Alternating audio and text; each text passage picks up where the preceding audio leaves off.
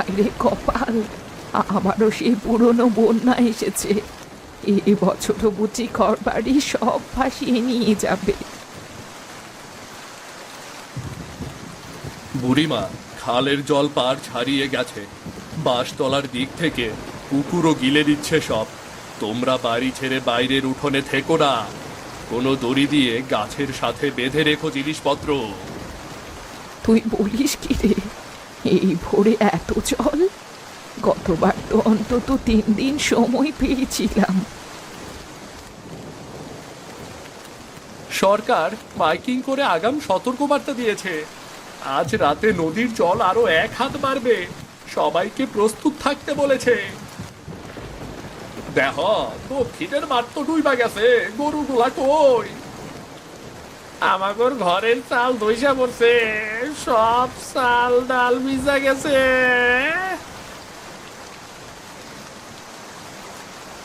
যে বছর আসার শুরুতেই গরু পাখি ডাকে, সে বছর নদী রক্ষা করে না।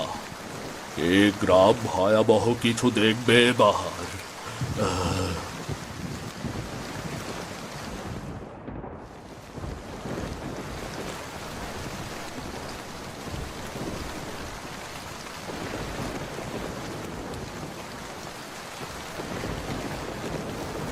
দেখো সবাই, এই জায়গাটায় আমরা একটা কাঠামো বানাবো।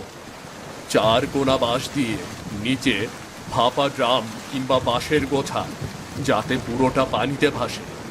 ওপরটা হবে বাসযোগ্য। সিধুদা, তুই যা বলিস সব ঠিকই, কিন্তু এরকম ঘর পানিতে ভেসে থাকবে এটা তো বিশ্বাসই করতে পারছি না। বিশ্বাস না করলেও চলবে, কিন্তু চেষ্টা না করলে মরার আগে আফসোস করতেই হবে। ঘর যদি আবার ভেঙে যায় আবার গড়ব, তবুও এভাবে ডুবে মরবো না। সিধুদা, তুই করলে আমিও করব। আমার আর হারানোর কিছু নেই। এই ছেলেটাকে নিয়ে রোজ রাতে ভিজে কাঁথায় শুতে হয়। যদি ঘর ভাসে তাও তো শুকনো থাকবে। আপনারা কেউ ভয় পাবেন না। আমি এমন একটি ঘর তৈরি করব যেটা বন্যায় ডুববে না, পানির ওপর ভেসে থাকবে। মানে রে দেবেন, তুই আসলে বলছিস যে ঘরটা পানির ওপর এমন ভাবে দাঁড়াবে যে জল বাড়লেও সেটা ভেসে থাকবে, তাই না? ঠিক তাই। আর বাঁশের ভেতর ফাঁপা, তাই ওটা ভাসে। আমাদের সেই প্রকৃতির জিনিসই কাজে লাগাতে হবে।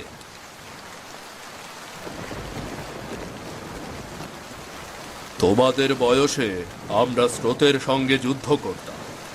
এখন তোমরা যদি বুদ্ধি দিয়ে জল জয় করতে পারো, তাহলে আমি চোখ বুজে মরতে রাজি। আরে চেষ্টা না করলে কেউ রক্ষা করতে আইব না রে। সরকারি ত্রাণ কবে আইব কেরা জানে? আর কত রাত বাচ্চারে কোলে নিয়ে ভিজতে হইব। তাহলে ঠিক আছে, আজ থেকেই কাজ শুরু করব। বাঁশ কেটেছি আমি, আরো লাগবে।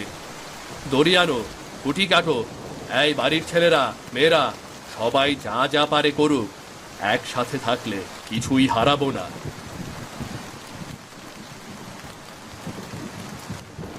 এই মাটি যদি ভেসে যায় আমরা কিন্তু ভাসবই, তবে মাথা নিচু করে নয়, মাথা উঁচু করে, সাহস আর কল্পনা দিয়ে।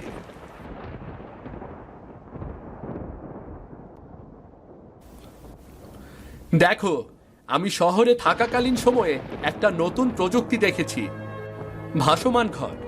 এই বাঁশ আর বাঁশের গোছার সাথে যদি আমরা ফাঁপা ড্রাম বা বাঁশের ফাঁপা গুচ্ছ ব্যবহার করি, তবে আমাদের ঘরগুলো পানির ওপরে ভাসবে।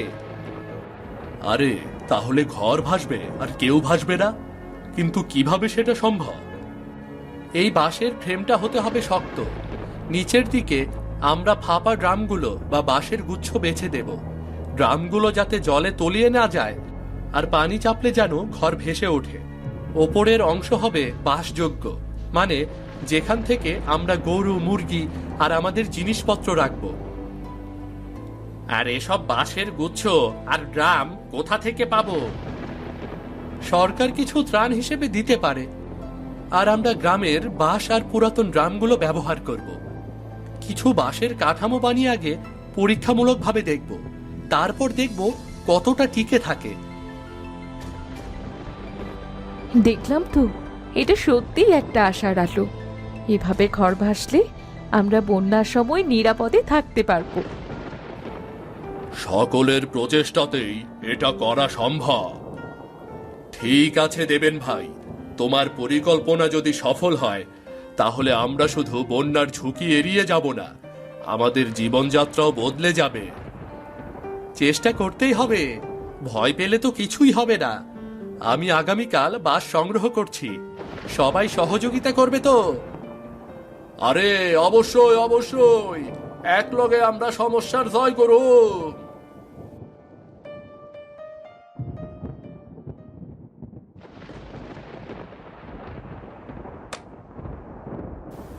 বাবলু, এই বাঁশগুলো একটু সোজা কর, যেন কাঠামোটা মজবুত হয়।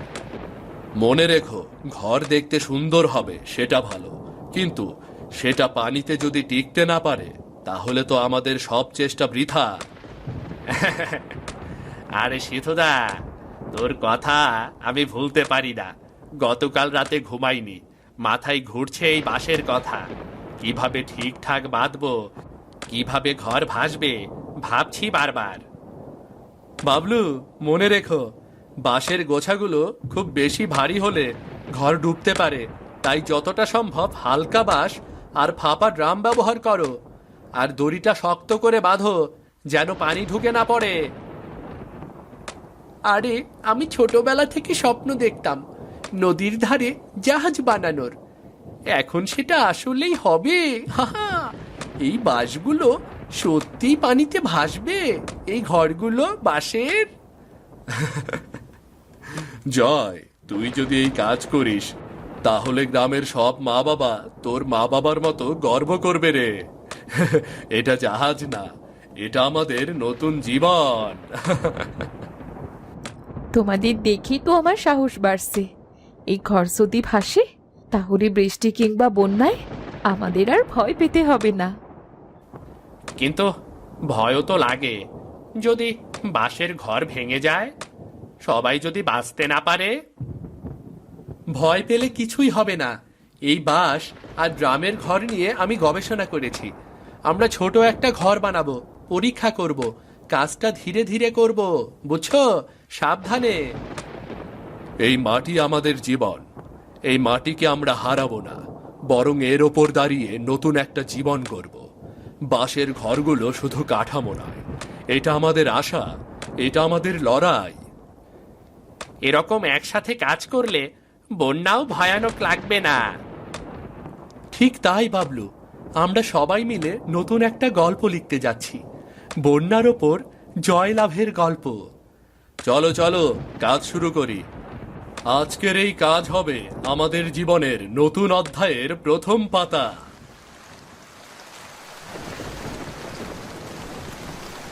কতদিন এইভাবে রাত হলে ভিজে কাঁথা, না আসে শুকনো কোনো খাবার, আর না আসে নিরাপদ কোনো আশ্রয়।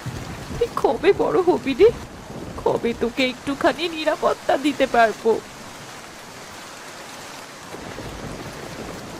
মিথিলা বোন, শোনো, আমরা বাঁশের ভাসমান ঘর বানাচ্ছি, তোমার জন্য একটা রাখবো। সিধুদা বলেছে মিথিলাকে আগে দিতে হবে।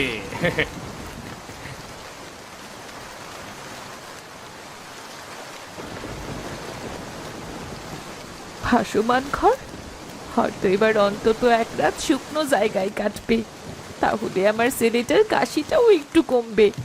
হয়তো আমি আবার বাসার স্বপ্ন দেখতে পারবো। এই ভাঙা পৃথিবীতেও যদি কেউ একটা ঘর বানিয়ে দেয় তাহলে বুঝি এখনো বাঁচা সম্ভব।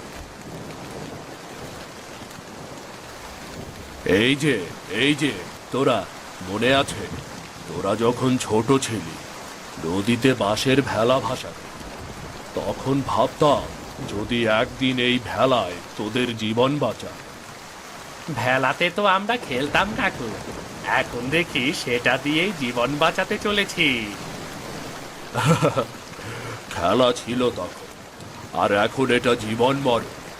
তবে আমি যে গর্বিত তোদের দেখে। তোরা শুধু বাঁশ নয়, তোরা সাহস বাঁধছিস, আশা বাঁধছিস। কাকু, আমাদের ভয়ও লাগে মাঝে মাঝে। এই যে এত পরিশ্রম, যদি কোনো এক ঢেউ সবকিছু নিয়ে যায় তখন? শোন, ভয় আসবে, কিন্তু ভয়কে জয় করার নামই হচ্ছে বেঁচে থাকা। তোরা যদি না দাঁড়াস তাহলে কে দাঁড়াবে? সরকার। আয়, কিন্তু শুনলি, সাহায্য তো আজও এলো না, অথচ তুই, বাবলু, দেবেন, তোরা কেউ থামিসনি। কাকু, আপনি না থাকলে আমরা হয়তো সাহস পেতাম না।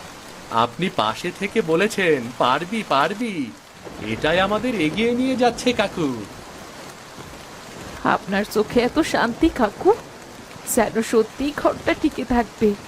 আর আমরাও। বা, তুই শুধু টিকে থাকবি না, তুই মাথা উঁচু করে বাঁচবি।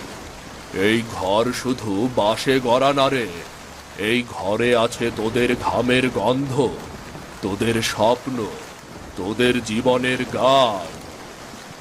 এই বয়সে এসে আমি ভাবতাম শেষ দেখে ফেলেছি, আজ আবার শুরু দেখছি। তোমরা নতুন যুগের শুরু করেছ। এই ইতিহাস কেউ বইয়ে লিখবে না, কিন্তু প্রজন্ম জানবে। এক গ্রাম ছিল যেখানে বাঁশ দিয়ে ঘর বানিয়ে মানুষ বেঁচে গিয়েছিল। আমরা মরলেও এই গ্রাম বাঁচবে। আমরা বন্যার জলে ভাসবো, কিন্তু মাথা উঁচু করে, ভয়ের কাছে মাথা নিচু করে নয়। যাও, তোমাদের পথের আলো হয়ে থাকুক সাহস। আমার আশীর্বাদ সব সময় তোমাদের সঙ্গে আছে।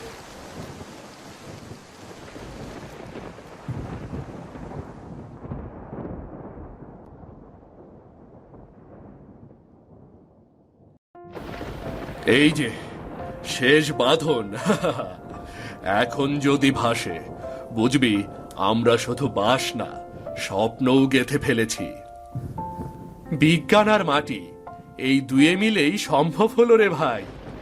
এখন পরীক্ষা বাকি, ঘরটা পানিতে নামাবার সময় হয়েছে।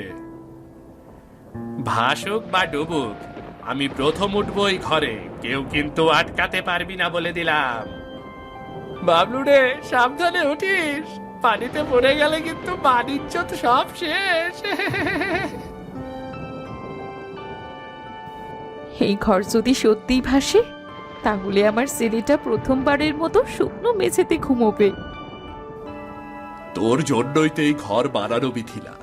তোদের মতো মানুষের ঘর না থাকলে ঘরেরই তো কোনো মানে থাকে না। সিধু, দেবেন, তোদের দেখে মনে হয় ভবিষ্যতের গ্রাম এখান থেকেই শুরু হবে। তোদের হাতের ঘামেই তো আজ এই ঘর দাঁড়িয়ে আছে। কাকু, আপনি না থাকলে আমরা কেউ দাঁড়াতে পারতাম না। আপনার সেই কথাগুলোই তো সাহস দিয়েছিল আমাদের।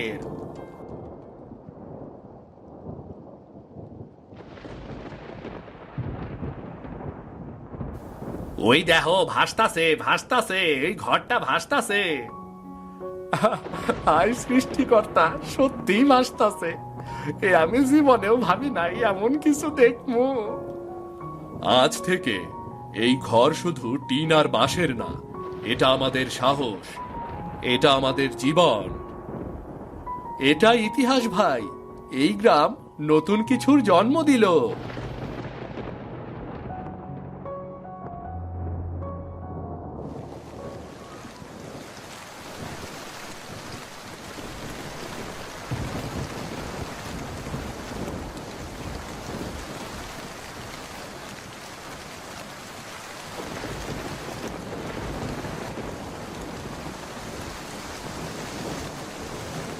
ভয় পেও না বাবা, আমি আছি। আমরা কেউ ডুববো না রে, মা আছে তো। মা, এই ঘরটা দুলছে কেন? কারণ আমরা পানির উপর ভাসছি রে, কিন্তু ডুবছি না। এটা সাহসের ঘর। জল আরো বেড়েছে, কিন্তু ঘরের কাঠামো ঠিক আছে। বাঁশগুলো দুলছে ঠিকই, কিন্তু ভাঙছে না। আমি বারবার হিসেব করে বানিয়েছি, নিচের গ্রামগুলো ভারসাম্য রাখবে। এই ঝড় পার হয়ে গেলেই আমরা ঠিক থাকব। হে ঠাকুর, এই ঘরটা যেন ভেসে থাকে গো, ভেসে থাকে। এই ঠাকুর, এই ছেলেপুলের ঘরটা যেন ভেসে থাকে। তোদের মতো সাহসী প্রাণ আর দেখি নাই। সিধু, শুনেছিস তোরা যে ঘর বানালি, তাতে আজ আমরা ডুবে যাইনি। এ তো স্বপ্ন, এ তো বিপ্লব। এটা আমাদের সবার ঘর কাকু। ভাঙা ঘরের মানুষ একসাথে থাকলে কোনো ঢেউই কিছু করতে পারে না। এই রাত কেটে যাবে ভাই, সকালে সূর্য উঠবেই, আমরা জিতবই। আজ বুঝলাম, বাড়ি মানে শুধু ইট সিমেন্ট না, বাড়ি মানে ভরসা, বাড়ি মানে পাশে থাকা।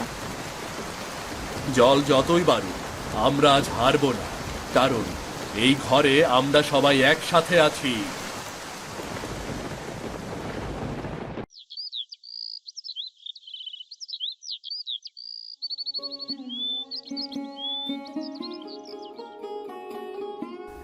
মা, আজ তো কাঁথা ভিজেনি, ঘরে রোদ ঢুকেছে। হ্যাঁ রে বাবা, আজ আর ভিজে কাঁথা নয়, আজকের সকাল রোদের, আজকের সকাল আশার।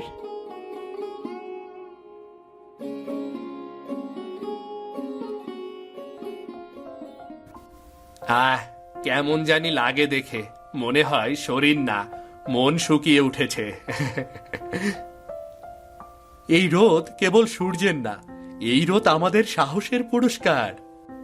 ভাইরা, আমরা ভেসে গেছি ঠিকই, কিন্তু মরিনি, বরং জীবনকেই ভাসিয়ে রেখেছি।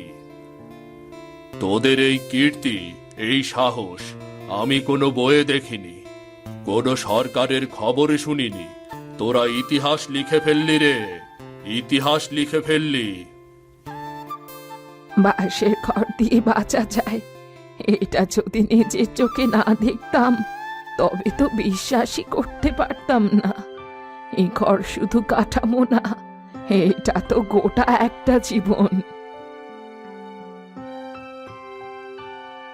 সিধু, এই ঘর যদি আমাদের না দিতিস, আমরা আমাদের পোলাপান নিয়ে বন্যার পানিতে ভেসে যাইতাম।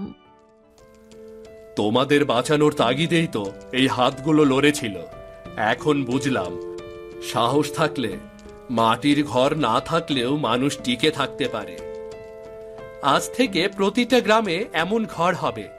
আমরা শিখে গেছি কিভাবে ভয়কে ঠেকাতে হয়।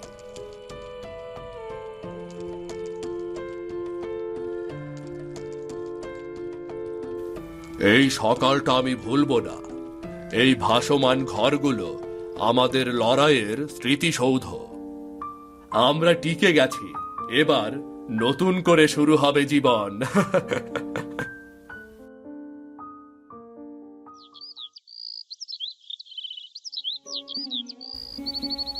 এই যে আমরা আজ এখানে বসে আছি, এটা কেবল বাঁশের ঘর বানানোর কাহিনী না, এটা আমাদের বেঁচে থাকার ইতিহাস। আমরা যখন শুরু করেছিলাম তখন কেউ বিশ্বাস করেনি।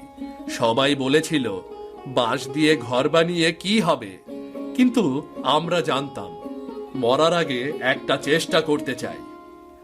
আমি শহরে অনেক প্রযুক্তি দেখেছি, কিন্তু যে প্রযুক্তি মানুষের হৃদয় থেকে উঠে আসে তাই সবচেয়ে বড়। আমরা আমাদের মাটির ওপর দাঁড়িয়ে থেকেই ভবিষ্যৎ বানিয়েছি। এই ভাসমান ঘর শুধু ঘর নয়, এটা আমার ছেলে, আমার স্বপ্ন, আমার শান্তি। আমি জানি আজ আমরা ডুবে যাইনি শুধু এই বাঁশের কাঠামোই নয়, বরং একে অন্যের সাহসে ভর করে। আর আমি শিখেছি, হাসি আর শ্রম একসাথে থাকলে যে কোনো বিপদকে খেলার ছলে জয় করা যায়। আমার বয়স হয়েছে, অনেক জল দেখেছি, অনেক চোখের জল, কিন্তু আজ এই চোখে যা দেখছি তা আগের সব কিছুকে মুছিয়ে দিচ্ছে। এই গল্প একদিন বইয়ে লেখা হবে কিনা জানি না, কিন্তু যেসব মায়ের বুক ভিজে যেত, যেসব বাবারা চুপচাপ ভিজে চালের পাশে বসে থাকতো, তাদের চোখে আজ যে আলোর রেখা দেখছি, সেটাই সবচেয়ে বড় বার্তা।